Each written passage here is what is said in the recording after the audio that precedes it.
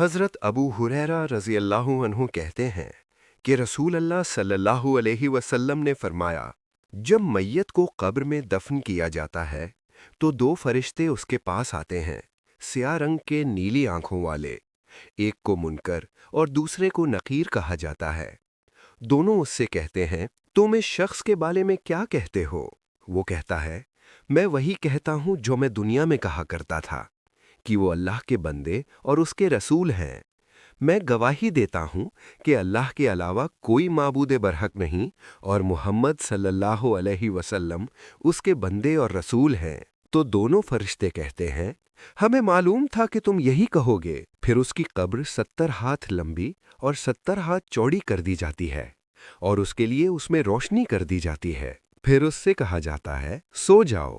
وہ کہتا ہے، میں اپنے گھر والوں کی طرف واپس جانا چاہتا ہوں تاکہ انہیں بتاؤں۔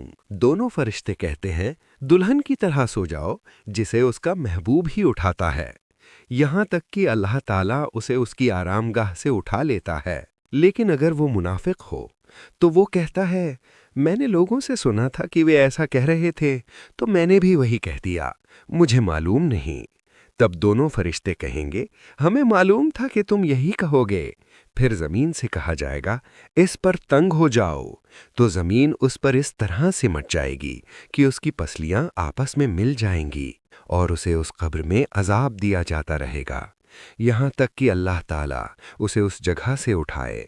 حضرت عبداللہ بن مسعود رضی اللہ عنہ نبی پاک صلی اللہ علیہ وسلم سے بیان کرتے ہیں کہ نبی پاک صلی اللہ علیہ وسلم نے فرمایا، جب تم نے سے کسی شخص کی موت کسی علاقے میں لکھ دی جاتی ہے تو اللہ تعالیٰ اس کے لیے اس علاقے کی طرف کوئی کام پیدا کر دیتا ہے۔